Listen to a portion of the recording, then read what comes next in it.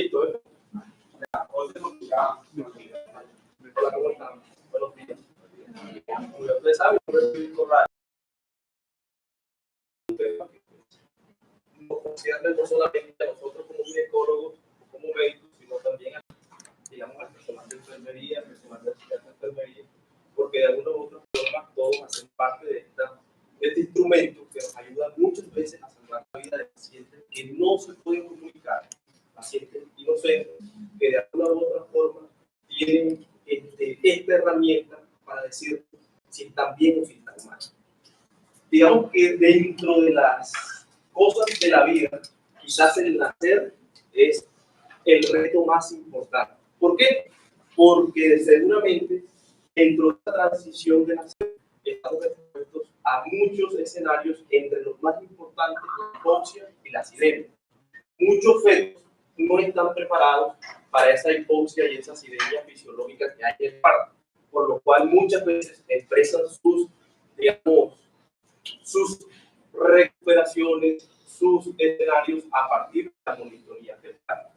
La monitoría fetal, entonces, se convierte en un instrumento de vigilancia porque registra los cambios que hay en la frecuencia cardíaca fetal, sobre todo, sin embargo, también registra la parte de la actividad uterina en el transcurso del tiempo. ¿Cuál es el objetivo principal? El objetivo principal es tratar de identificar si el bebé soporta o no soporta la actividad uterina, o en caso de que no esté en trabajo de parto, soporta o ha tenido un estado de hipoxia crónica, y cómo él se manifiesta para nosotros tratar de hacer alguna acción importante y tratar de reducir la mortalidad perinatal y las lesiones que puedan tener esos fetos en el transcurso de su vida. Entonces, quizás el objetivo principal de nosotros es realizar una intervención temprana.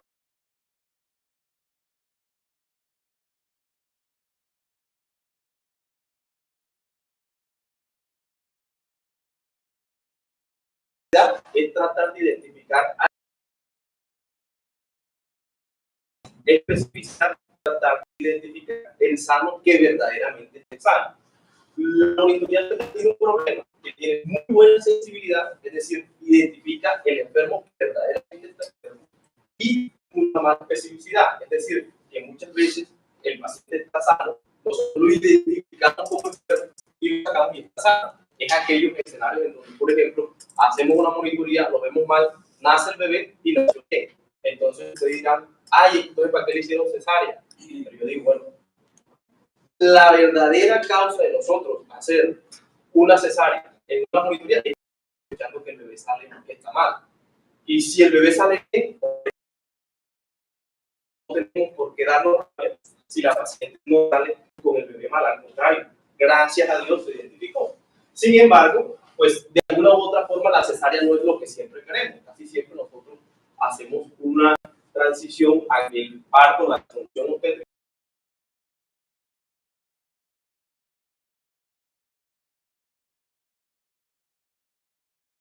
es decir, en los cuales creemos que están acidóticos o que tienen una encefalopatía que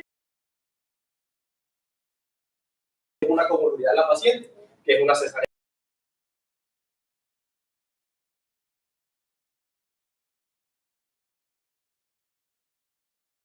Además, acarrea otras comorbilidades de embarazo futuro diferente a la paciente que tuvo un buen parto. En cuanto realmente a todas las monitoreos, sin embargo, hacemos en situaciones en las que hay alto riesgo de hipoxia y acidosis fetal. Casi hay otras condiciones en las cuales no están en el parto, pero tienen una indicación que puede causar acidosis o hipoxia. Diabetes gestacional, del crecimiento fetal, infección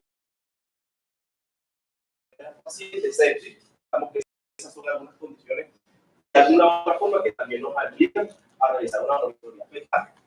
Obviamente, cuando usted hace una ocultación de la frecuencia de carga fetal, ya sea por fluorescencia o hacemos por Doppler, y vemos que la paciente tiene alguna alteración, ya sea en los rangos de los niveles de frecuencia cardíaca, sea bajo o alto. Más adelante vamos a decir cuántos son bajos y altos. Y ciertos estudios han recomendado que que no se recomienda realmente el uso continuo de mujeres de bajo riesgo. Pero ustedes saben cuáles son las mujeres de bajo riesgo ahorita, pues realmente son muy pocas. Entonces, casi siempre entran en pacientes que realmente necesitan una monitoría fetal. Y pues, empezamos con lo primario. ¿Por qué hacemos la monitoría fetal? ¿Qué nos identifica y cómo se relaciona esto con la acidosis o con la hipoxemia? En el feto, y obviamente en nosotros, hay dos escenarios importantes, que es la maduración neurológica. Quizás el órgano blanco que uno pensaría que es más el corazón, porque la frecuencia cardíaca depende del corazón, es el más importante, el que nosotros dejamos, digamos, visualizando, o que nosotros estamos directamente observando en la monitoría. Pero realmente no es tanto el corazón, realmente es el cerebro. El cerebro, a partir de esta edad gestacional, 28 y 30 semanas, empieza lo que es la maduración neurológica. Y la maduración neurológica consiste en tener un centro cardioacelerador, que está por aquí arriba, cardioacelerador y cardioinhibidor. El cardioinhibidor, como su nombre lo dice, disminuye la frecuencia cardíaca. El cardioacelerador aumenta la frecuencia cardíaca.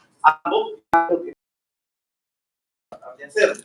El cardioinhibidor pues, tiene al nervio vago, que es obviamente el parasimpático. Ustedes saben que el parasimpático todo lo disminuye, entonces disminuye la frecuencia cardíaca fetal ante cierta respuesta o ante ciertos estímulos.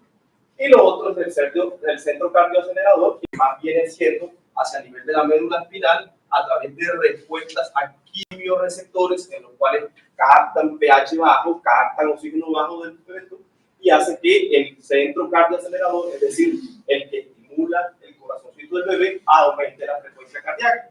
Y es a esto en donde ya no es el parasimpático, sino el simpático que se activa, y el simpático lo que produce es un estímulo a ciertas hormonas que son las que nos ayudan a estimular ciertos, digamos, respuestas en el feto. Entre esos, el órgano principal son las glándulas suprarrenales, con la liberación de las hormonas adrenalina y noradrenalina. Entonces, eso, digamos, es la relación que hay entre la frecuencia cardíaca fetal y los niveles de oxígeno y o ácido láctico que hay en el cuerpo del bebé. Entonces, ¿cuáles son los cambios y cómo nosotros logramos determinar que el bebé está o no con bajo oxígeno o con acidosis? Pues hay ciertas definiciones que más adelante lo vamos a hablar, que es la línea de base, la variabilidad, aceleraciones y desaceleraciones. Yo sé que ustedes los han visto en el papel en donde nosotros, los ginecólogos, llenamos una vez que hacemos las interpretaciones de los monitoreos. Entonces, esto es lo que nosotros normalmente, digamos, hacemos cuando ustedes nos dan el monitoreo, miramos la línea de base, miramos cómo está variando la contracción, la frecuencia cardíaca, aceleraciones y desaceleraciones. Entonces, importante tener en cuenta también 28 y 30 semanas. 28 semanas, considero yo, a mi juicio, que el monitoreo no debe hacerse, ¿vale? Es casi que ininterpretable. Si a mí me dan un monitoreo de la semana 28, porque realmente neurológicamente el bebé no está maduro, ¿vale? Entonces, a partir de la semana 30, que es lo que más se ha estudiado, es donde nosotros debemos de realizar los monitoreos en los fetos, porque seguramente gran porcentaje de estos bebés tienen un centro cardioacelerador y cardioinhibidor en el cerebro maduro, por lo cual ahí es donde tenemos que actuar.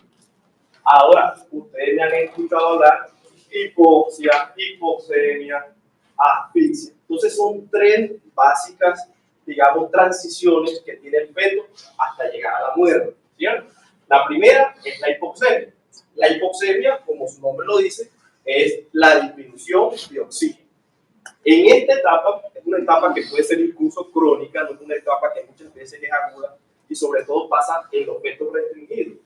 Fetos restringidos en los cuales la placenta no es suficiente, no es verdaderamente efectiva para tratar de oxigenar al bebé en esas denominadas insuficiencias placentarias en las cuales el bebé está expuesto a largas semanas y a largos días de bajos niveles de oxígeno. Entonces, la primera etapa es la hipoxemia. En la hipoxemia, lo que más se afecta es la sangre arterial, es decir, la saturación de oxígeno hacia el nivel arterial del bebé está disminuida. Sin embargo, los tejidos o los órganos del bebé siguen funcionando de forma normal. Es una etapa mediada por quimioreceptores, es decir, hay un oxígeno, entre comillas, está disminuido, sin embargo, hacia el nivel de tejido periférico está normal, está eficiente. El bebé tiene unos mecanismos compensatorios para tratar, digamos, de establecerse o compensarse, valga su nombre, digamos, una redundancia, tratar de compensar a esa baja niveles de oxígeno hacia el nivel arterial, y lo que hace es quedarse quieto. Es decir, el bebé empieza a disminuir los movimientos fetales. Es de ahí que hay pacientes que lo primero que mencionan, yo siento que mi bebé se mueve menos de lo normal. Entonces, ahí nosotros tenemos que determinar si hay alguna noxa crónica que puede estar causando eso. Una vez el bebé disminuye esa actividad, su sangre arterial también disminuye, pues obviamente su velocidad de crecimiento va a disminuir con impacto en su crecimiento, es decir, impacto en el peso, impacto en su talla. El bebé, cuando además de eso también se impacta en su talla y su velocidad de crecimiento, empieza lo que es orinar poco. Y cuando orina poco, ustedes saben que el líquido amniótico orina fetal, ¿vale? Entonces empieza a orinar poco y empieza a disminuir el líquido amniótico. Y hay cierta etapa en donde hay un balance energético. El bebé produce poca energía porque necesita menos, porque tiene menos. Entonces hay un mantenimiento del balance energético. Como ustedes pueden ver acá, esta etapa puede durar de días y semanas. Y ojo, que las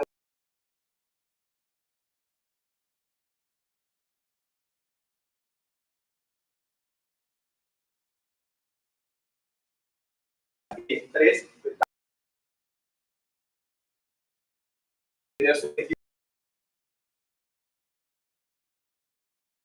haber fallas a nivel de organismo.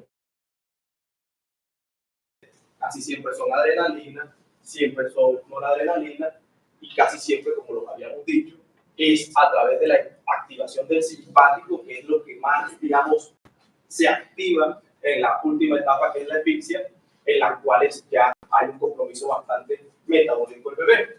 Entonces el bebé empieza a hacer metabolismo anaerobio de los tejidos periféricos, es decir, el glucógeno que tenía guardado en el hígado empieza a metabolizarse y el mantenimiento del balance energético empieza a disminuir. Al contrario de la hipoxia no dura días, dura aproximadamente horas. Y lo último es la denominada fase crítica, que es la fase de alarma o la fase de asfixia. En esta definitivamente aumenta la liberación de estrés, es la activación máxima del sistema nervioso simpático, adrenalina, noradrenalina, colapso vascular, y obviamente la capacidad y la concentración del glucógeno en el miocardio fetal se va disminuyendo hasta llegar casi a la asistolia y a el cese de la frecuencia cardíaca fetal. Una vez entendido eso, pues ya uno empieza a establecer qué es lo que nosotros tratamos de buscar y qué es lo que nosotros queremos hacer. Entonces, lo primero que tenemos que hacer es hacer un buen monitoreo, que eso no solamente es parte de nosotros, sino también parte de ustedes. ¿Qué es la posición materna? ¿Cómo debemos hacer la monitoreo? Casi siempre lo hacemos así, ¿cierto? Sin embargo, esta no es la posición. Esa posición es totalmente rara. Es decir, hacemos los monitoreos mal, por lo cual muchas veces hacemos una monitoría y las interpretamos como malas, pero no sabemos que lo estamos haciendo mal y sacamos un bebé sano. Es ahí donde la monitoría, les venía diciendo, que hace muchos falsos positivos, ¿vale? Entonces, la posición ideal es a medio lado y o sentado. Esa es la posición en donde realmente tenemos que hacer el monitoreo fetal. ¿Por qué? Porque las maternas sufren de algo que se llama el síndrome de cúbito supino. Si usted ve a la paciente acostada y ve la la cava inferior y la aorta están totalmente colapsadas por el útero del bebé. Mientras que si lo hacemos de forma medio lateral, vemos cómo ese colapso ya no existe y hay un mejor aporte a través de la aorta y obviamente a través del drenaje de la vena cava hacia el nivel de la paciente, ¿vale? Entonces, siempre debemos de orientar a que la monitoría sea medio lateral. Y ahora vamos, entonces, a qué es lo que nosotros vemos en la monitoría, que quizás este es lo que nosotros queremos con la charla, que ustedes interpreten qué es lo bueno, qué es lo que nosotros debemos orientar. Entonces, la monitoría fetal tiene dos líneas X, ¿vale? En el eje horizontal. La primera es la de arriba, que hace relación a la frecuencia cardíaca fetal, y la de abajo, que hace relación con las contracciones uterinas. La frecuencia cardíaca fetal tiene una línea sombreada en verde, que es más o menos el rango que nosotros queremos en que esté la frecuencia cardíaca fetal. Obviamente eso va a depender de muchas cosas, sobre todo de cómo imprime el papel o digamos cómo hacen relación muchas veces las empresas que hacen eso. Sin embargo, casi siempre los de acá tienen en línea verde de 120 a 160, es que lo que nosotros queremos. Sin embargo, eso no está adaptado a 120, lo que nosotros queremos es que esté de 110 a 120, ¿vale? Eso como a 170, eso es lo que nosotros queremos. Aquí abajo ustedes van a encontrar una parte importante y sobre todo esto es lo que miran los jueces, lo que miran muchas cosas en la cuestión de la vigilancia. Primero, la fecha. La fecha debe estar acorde a la fecha de hoy, los jueces están descalibrados. La hora en la cual se hizo el monitoreo. Abajo está los centímetros por hora, por lo cual todo el papel puede estar en 1, en 2 y en 3. Casi siempre por convención.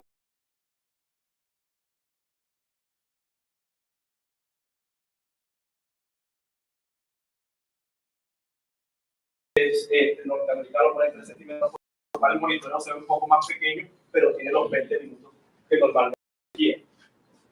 Como ustedes pueden ver, hay una línea que siempre está más sombreada sobre la otra, ¿vale? Cada lapso entre una línea punteada y la otra línea punteada corresponde a 3 minutos, ¿vale? Es decir, 3 minutos de monitoreo. Cada línea punteada, entre cada línea punteada hay 6 cuadritos, es decir, que cada cuadrito tiene 30 segundos, ¿vale? Y 2 cuadritos corresponden a 1 minuto de vigilancia, ¿vale? Entonces, eso es importante por las definiciones que más adelante nos vamos a mencionar. Entonces, cada línea subrayada corresponde a 3 minutos. Cada línea subrayada tiene 6 cuadritos. Cada cuadro mide 30 segundos de la vigilancia de la monitoría y 2 cuadros corresponden a 1 minuto de la monitoría fetal. Entendiendo eso, entonces, que hay algo que es importante, que es la vigilancia durante 10 minutos de la monitoría. 10 minutos correspondería entonces a 3 líneas subrayadas más 2 cuadritos adicionales. Esto es importante, más adelante se lo voy a mencionar porque de ahí depende cómo nosotros interpretamos estos escenarios. Línea de base, variabilidad, aceleraciones, desaceleraciones, contracciones y movimientos fetales. ¿Qué es la frecuencia cardíaca fetal? ¿O qué es la frecuencia cardíaca fetal? Es aquella línea promedio o la frecuencia cardíaca promedio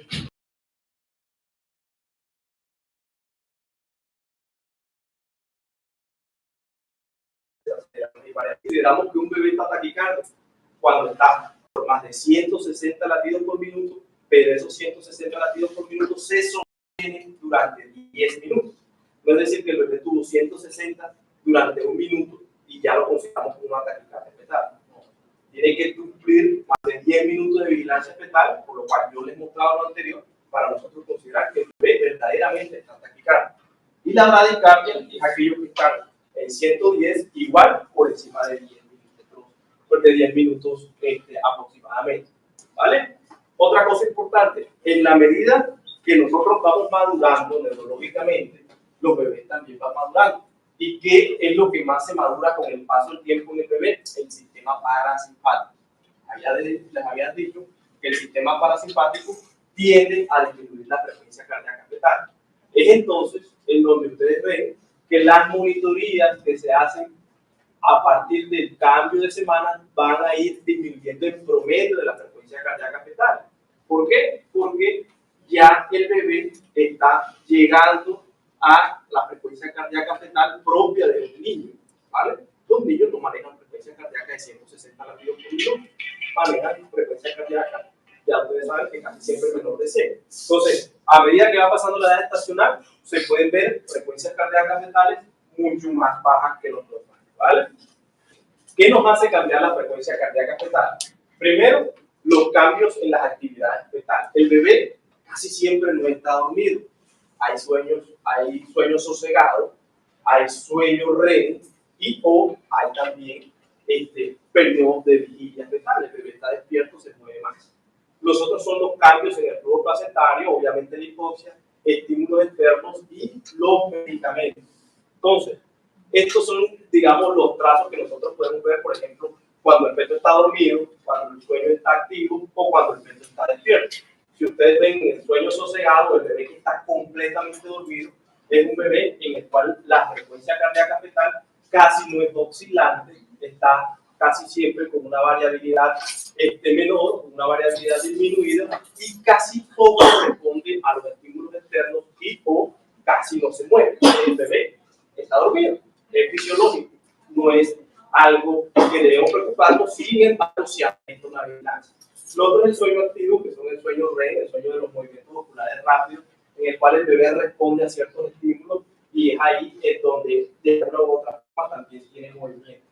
Y el otro es el feto vigil, el feto despierto, en el cual hay movimiento, la frecuencia cardíaca fetal oscila un poco más, es aquel que ustedes ven como el monitoreo bonito, el monitoreo que a todos nos gusta, es el bebé que está completamente despierto y activo. Otros son el desplazamiento de la sangre de la placenta del feto. La placenta siempre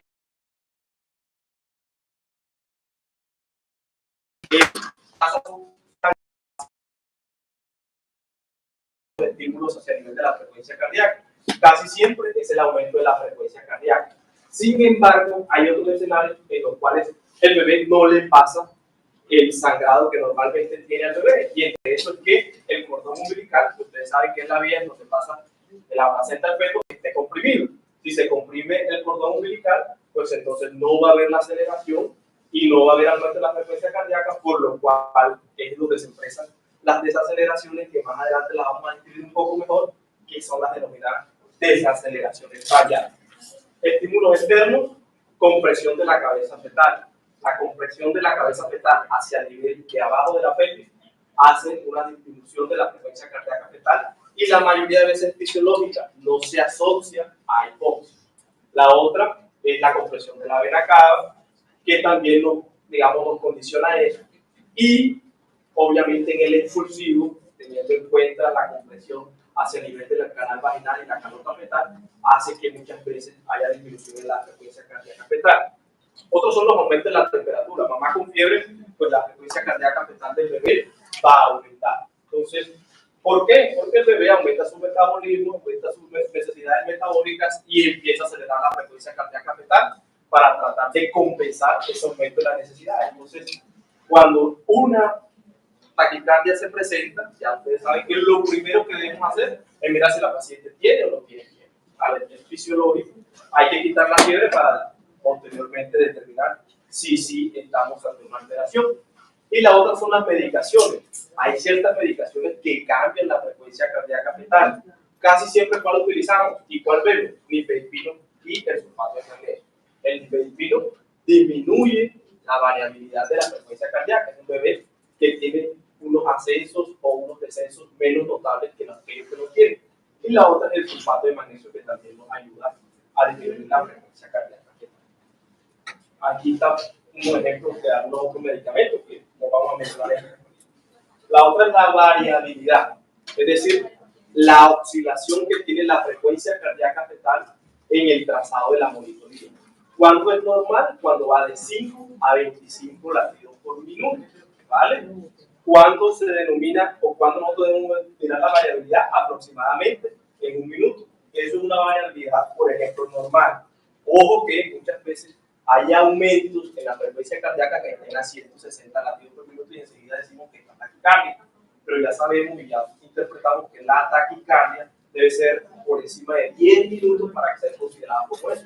El bebé puede tener, por ejemplo, una frecuencia cardíaca fetal basal en 155, que se interpreta como normal, puede acelerar su frecuencia cardíaca e incluso llegar a 170. Pero no significa que esté taquicárdico, incluso significa un bienestar fetal, porque está acelerando su frecuencia cardíaca fetal o está estimulándose o está respondiendo a los estímulos. La otra es la variabilidad mínima o reducida, que es aquella que son menos de 5 latidos por minuto, se asocian sobre todo, ya dijimos, al sueño y al ayuno materno. Casi siempre yo empiezo cuando a repetir la monitoría fetal en aquellas pacientes que no han desayunado. Casi siempre salen así. A las 5 de la mañana ella está durmiendo, el bebé está dormido y no ha comido, entonces el monitoreo está así. Y no es normal, y no es anormal, perdón, es que realmente es algo fisiológico que se espera en la monitoría presente. Y la otra es la prácticamente indetectable, que no hay ninguna oxidación en la frecuencia cardíaca del bebé. Y la otra es el patrón saltatorio, que es aquella en donde hay más de 25 latidos por minuto. Hay que realmente establecer si no es una taquicardia, y obviamente eso lo establecemos más que todo hacia el nivel del tiempo de la frecuencia cardíaca fetal promedio. La otra es un patrón que es el patrón sinusoidal. El patrón sinusoidal es un monitoreo el cual, para la redundancia, parece un sinusoide. Ese patrón sinusoidal es grave, es un patrón que nos indica anemia fetal, y anemia fetal grave, ¿vale? ¿Cómo se define? De 5 a 15 latidos por minuto, perdón, una amplitud de 5 a 15 latidos por minuto, y en un minuto hay más o menos 3 digamos, sinusoides, y dura más o menos casi siempre por encima de 30 minutos. Monitoreo grave, monitoreo categoría 3, no da indicación de monitorear control, sino enseguida hacer una finalización, una resolución técnica. Y la otra es un patrón pseudosinusoidal, es aquellas ondas picudas o en dientes ¿cómo es que se llama? Se me olvidó la palabra, ¿cómo es que se llama? En dientes de sierra, ¿vale? Al contrario, el patrón sinusoidal casi no llega a 30 minutos ese patrón, sino que es menos de 30 minutos, y sobre todo se asocia a movimientos de succión fetal, los movimientos realmente no son una alteración importante. Entonces ya lo sabemos, patrón sinusoidal como ese es altamente peligroso, significa que el bebé hay anemia fetal, puede haber desprendimiento de placenta, puede haber aloinmunización, es mejor hacer una resolución obstétrica. Es ahí en donde inmediatamente ustedes en la identificación nos pueden ayudar a establecer. Vamos con las aceleraciones. Aceleración significa que está 15 latidos por minuto por encima de la línea basal y que dura o se extiende a 10 segundos, pero menor de 10 minutos, porque si está por menor de 10 minutos es taquicardia fetal. Casi siempre tener en cuenta la edad gestacional para considerar una aceleración por debajo de la semana 30 o por la semana 28. Tenemos que tener en cuenta que no es 15, sino 10 latidos por minuto, porque ya sabemos que el parasimpático ahí no está muy maduro, por lo cual la aceleración es un poquito menor. Esos son unas aceleraciones, por ejemplo, ustedes ven que la línea de base más o menos es de 350 latidos por minuto, y la aceleración ahí serían 3, duran más de 15 segundos, porque entre cada cuadrito hay 30 segundos, y este cuadrito, la mitad serían 15 segundos, y más o menos aquí aceleración por definición de la paciente. Y la otra es lo más importante y lo que sí lo pueden estar indicando que el bebé de alguna u otra forma está bajo sufrimiento. Desaceleraciones, al contrario de las aceleraciones, son 15 latidos por minuto, pero de disminución y que duran más de 15 segundos en el tiempo. Hay diferentes, tempranas, tardías, variables, prolongadas. Las primeras son las desaceleraciones tempranas. Las desaceleraciones tempranas son fisiológicas. Vamos a estar aquí. ¿Por qué son fisiológicas? Porque corresponden a algo que se llama compresión de la cabeza fetal. Muchas veces es asociada a el trabajo de parto cuando el bebé está descendiendo su estación. Entonces el bebé, hay una compresión de la cabeza fetal, eso estimula directamente a algo que se llama el tallo cerebral. En el tallo cerebral va hacia el nervio vago, ya hablamos dado que el nervio vago es el parasimpático, y el nervio vago enseguida hace que la frecuencia cardíaca fetal disminuye. Si ustedes pueden ver ahí en la parte de arriba, ven cómo la frecuencia cardíaca disminuye y es en espejo, es decir, es al mismo tiempo de la contracción. Es decir, esas desaceleraciones, pues se llaman así tempranas, concuerdan algo que se llama el nadir, es decir, el nadir de la frecuencia cardíaca fetal, que es el punto máximo de la desaceleración, con el acme de la contracción, ¿vale? Entonces, cuando es así, es fisiológico, se llama desaceleraciones tempranas, y hay que ver si realmente el bebé está encajado, ¿vale? La otra son las desaceleraciones. Esto es, por ejemplo, de las desaceleraciones tempranas, pueden ver claramente cómo concuerdan con el acme de la contracción, es fisiológico. Y la otra son las desaceleraciones tardías. En las desaceleraciones tardías, como su nombre lo dice, no son no concuerdan con la contracción uterina. Hay un paso además del nervio vago que hace que la frecuencia cardíaca fetal disminuya en un lapso de tiempo diferente. Casi siempre se asocia a las disminuciones de las velocidades, de la disminución de oxígeno, las velocidades de la placenta. ¿Qué es lo que pasa? El bebé refleja, hace el primer, digamos, estímulo hacia el bulbo raquídeo. Eso hace que inicialmente se produzca algo que se llama hipertensión fetal.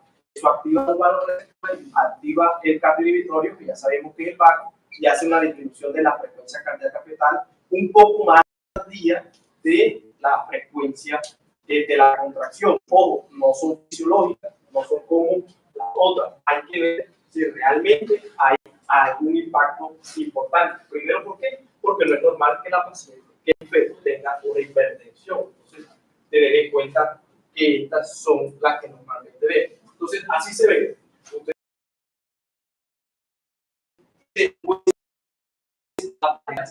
Hay algo que se llama el decalaje, es el tiempo que hay entre el nadir de la desaceleración con el acme de la contracción. Casi siempre este tiempo, para que sea constante, debe ser superior a 30 segundos. ¿Vale? Ya ustedes saben cuántos 30 segundos, ya ustedes saben por los cuadritos cuánto podemos establecer, si es o no es una desaceleración tardía. Entonces, si ustedes ven una monitoría así, ya enseguida ustedes deben de saber que de inmediato hay que recurrir al llamado del médico. Y la otra, que es la más grave, son las desaceleraciones tardías. Las desaceleraciones tardías inicialmente no se asocian con la contracción. Es decir, ustedes ven que el bebé desacelera y abajo no hay frecuencia cardíaca, no hay contracción. Casi siempre, ¿por qué es? Porque hay compresión del cordón umbilical, tal como lo muestra el video. Entonces, hay dos fases de la compresión de la frecuencia cardíaca fetal. Una fase de aceleración compensatoria, es decir, el bebé acelera, sin embargo, después de que la compresión disminuye, hay una desaceleración pronunciada y luego recupera la frecuencia cardíaca fetal a casi taquicardia y retorna a la línea basal. Son las denominadas, digamos, desaceleraciones en V. Más o menos, no sé si aquí haya una explicación de cómo sería esa aceleración. Déjenme y adelanto el video para que ustedes vean cómo morfológicamente van a ver estas desaceleraciones. Vamos a ver si aparece. Entonces hace una aceleración, desciende la frecuencia cardíaca fetal que hace parte de la desaceleración y luego asciende. Entonces ahí más o menos les está explicando y cómo se ve el patrón. Aquí esta parte. Ven que hay una taquicardia, que es cuando se hace la primera compresión del cordón umbilical, mecanismo compensatorio del bebé, que es aumentar la frecuencia cardíaca. Luego que disminuye la compresión, hay una desaceleración como respuesta y luego, una vez el bebé recupera los niveles de oxigenación, hace un periodo de taquicardia. Estas desaceleraciones pueden estar o no estar asociadas con las contracciones y siempre, como les menciono, es asociado a una compresión del cordón. Las desaceleraciones prolongadas son graves, son desaceleraciones que duran más de 3 minutos, es decir, que duran entre toda la línea punteada que nosotros vemos en la monitoría, y cuando son mayores a 5 minutos se asocian a frecuencia cardíaca fetal disminuida, casi siempre por debajo de 80, o llegan ese nadir hasta 80, pues casi siempre son asociadas a hipoxia fetal. La otra, que yo sé que también de pronto les puede servir, ¿cuánto se debe mover un bebé en la monitoría fetal? Ahí siempre preguntan eso. El bebé debe moverse mínimo 4 veces, ¿vale? En la monitoría casi siempre es un promedio de 20 minutos. Sin embargo, eso son cosas, digamos, que no están registradas clínicamente como de alta especificidad y alta sensibilidad. En los últimos años se sugiere que para nosotros establecer un movimiento fetal normal de un bebé, debe estar aproximadamente moviéndose 10 movimientos distintos durante un periodo de 2 horas. Pacientes o mujeres embarazadas que desee saber si su bebé se mueve bien, le recomiende que no sobreviven los movimientos fetales y si están por encima de 10, es un bebé que está moviéndose. Ojo que la acidosis está por los movimientos que tiene. Y lo único que debe tratar es la parte de la dinámica uterina. ¿Cuántas contracciones normales deben haber en una, digamos, en una actividad uterina o en un trabajo de parto? Deben haber mínimo 5 contracciones. Si está por debajo de 5 y por encima de 3, es una actividad regular. Si está por debajo de 3 contracciones en 10 minutos, es una hipodinámica. Por encima de 5 contracciones durante 10 minutos tampoco no es lo que queramos. Es algo que se llama taquicistolia o hiperestimulación. Se asocia a meconios, se asocia a ruptura uterina, ¿vale? Entonces, no está bien que el bebé tenga más de 5 latidos por minuto. Hay que ver 5 contracciones por 10 minutos. Hay que ver quién lo está estimulando. Entonces, tener en cuenta eso. Ya sabemos que las contracciones corresponden al eje de abajo horizontal de la monitoría fetal.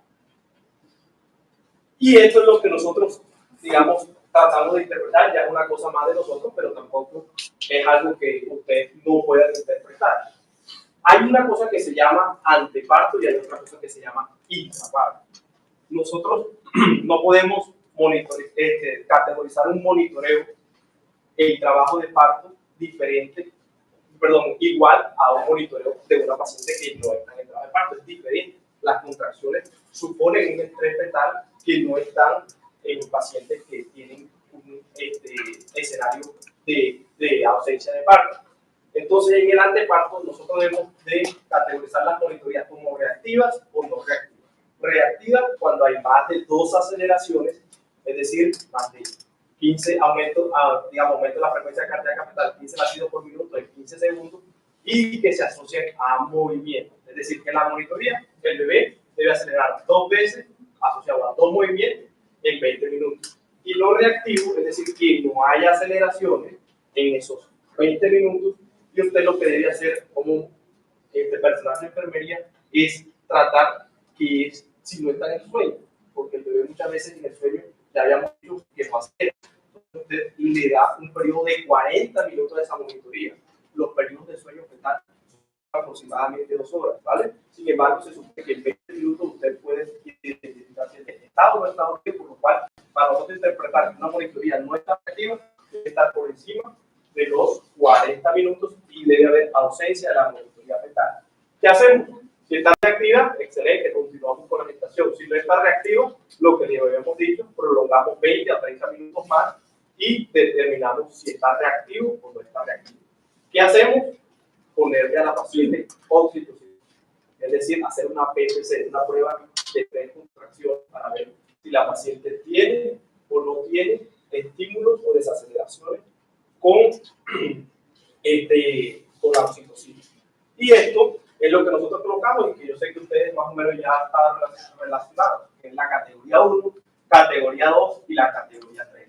Solamente son válidas las categorías en pacientes que están en trabajo de parto. Si la paciente no está en trabajo de parto, ya sabemos que es reactivo o no reactivo.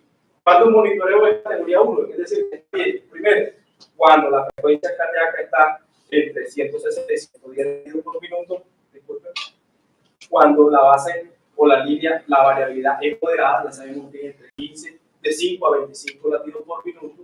Cuando no hay desaceleraciones variables ni tardías, ya sabemos que las desaceleraciones tempranas son fisiológicas, pueden estar presentes y ausentes, y las aceleraciones pueden estar presentes o ausentes.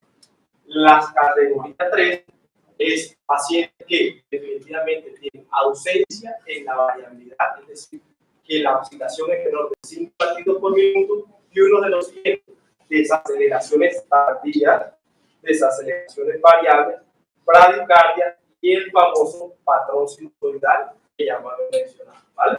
Lo que no esté en estas 2 categorías es categoría 2, ¿vale? Es muy fácil porque aquí es muy complejo, ¿vale? O sea, todo eso, aquí siempre que sepamos qué está normal y qué es lo muy anormal, nos pueden diferenciar a la categoría 2 y la categoría 3. O categoría 3 se reanima y se opera. Es decir, si yo pongo la monitoría del bebé en 3, se reanima y la paciente va a seguir. Si la paciente es categoría 2, se reanima y se hace una monitoría de control, ¿vale? ¿Qué establece la monitoría de control de la categoría 2? Pacientes que están en taquicardia, que tienen variabilidad mínima, pero tienen ausencia, pero no tienen desaceleraciones tempranas, las aceleraciones pueden estar afectadas, las aceleraciones de contracciones, en fin, todo eso.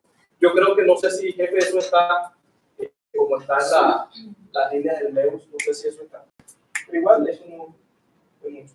Hay otras cosas, quizás casi siempre practicamos esta, que es del American College de Ginecología y Obstetricia.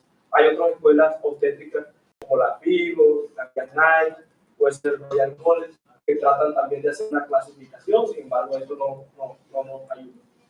Lista de chequeo. ¿Qué debemos hacer para decir que un bebé está normal, que no tiene tos? Primero, la frecuencia cardíaca fetal esté normal para la edad gestacional. Ya ustedes saben que a medida que va disminuyendo la edad, va aumentando la edad gestacional, la paciente va disminuyendo su frecuencia cardíaca fetal. Sin embargo, siempre entre 110 y 160. Que la variabilidad sea normal o moderada, entre 5 a 15 latidos por minuto. Que haya aceleraciones. Y si hay presencia de esas aceleraciones, las fisiológicas son en espejo o las tempranas, ¿vale? Y esto es lo más importante de la charla, que es la regla de los 3 minutos. ¿Qué hacemos cuando tenemos un monitoreo humano? Primero, que ese es el escenario de usted. Del minuto 0 al minuto 3, que usted vio la monitoría, solicite ayuda, ¿vale? Cuando usted solicita ayuda, llega el médico o incluso ustedes van a identificar el por qué tiene ese bebé el monitoreo humano. Si está con variabilidad mínima, usted dice, hey, ya sabemos que el bebé está dormido, la mamá no ha comido, hagamos algo, evaluemos la recuperación del minuto 6 al minuto 9. Si está la paciente en trabajo de parto desacelerando, usted lo que tiene es que acelerar el parto. Ahí ya le toca a usted, entre el minuto 9 y el minuto 12, hace parte instrumental y o preparación para una cesárea. Pero lo que sí es más importante es que usted, del minuto 0 al minuto 15, el bebé debe haber nacido. En caso de que, de una u otra forma, el parto sea por cesárea, ¿vale? Entonces, de ahí que es importante en que cuando nosotros identifiquemos un monitoreo que es categoría 3 o un monitoreo que es categoría que no nos guste, el bebé debe haber nacido principalmente antes de que se acaben los 15 minutos. Es complejo, es difícil. Yo sé que es un escenario que casi que es improbable teniendo en cuenta todas las cosas administrativas que nosotros debemos hacer. Sin embargo, ese es el ideal de las cosas, ¿vale? Y es el ideal porque de alguna u otra forma solamente el que nazca bien, sino que se desenvuelva bien posteriormente en su vida normal. Las secuelas neurológicas de una hipótesis, una crisis neonatal, es una tragedia no solamente personal, sino familiar, ¿vale? Entonces, nosotros podemos ayudar a tratar de impactar en ese tipo de escenario. ¿Y cuáles son las maniobras de reanimación? Ya ustedes saben, del cúbito lateral tratamos de aumentar la perfusión de la placenta, aumentando el calibre de la aorta y de la vena cava. Suspendemos la oxitocina muchas veces es la noxa que nos causa muchas desaceleraciones, sobre todo tardías. Aumentamos los líquidos endovenosos. ¿Por qué? Porque si aumento los líquidos endovenosos, hay más retorno o más, digamos, ingreso de sangre a la placenta del bebé. Y si más ingreso de sangre a la placenta del bebé, el bebé se oxigena un poquito más. Y el otro es el oxígeno. El oxígeno es un medicamento, así como tienen reacciones adversas, así como tienen cosas buenas, también tienen reacciones adversas. Entre eso es la producción de radicales libres. Muchos obstetras no ponen oxígeno, hay algunos que sí lo ponen. Quizás se ha vuelto un tema más legal que realmente una, digamos, indicación médica de qué es lo que se debe hacer o no se debe hacer. Sin embargo, casi siempre le colocamos el oxígeno al paciente. ¿Cuánto debemos de ponerle? 3 litros por minuto si es por cánula nasal, si es por máscara de reservorio, de 8 a 10 litros por minuto. ¿Cuál es la saturación normal de una mujer? De una mujer embarazada, no es la misma una mujer embarazada. Casi siempre en la mujer embarazada, ustedes saben que fueron oxígeno por 92 o por 93, no estoy mal. En la mujer, la mujer embarazada, la saturación de oxígeno debe estar por encima del 95%. ¿Vale? Y bueno,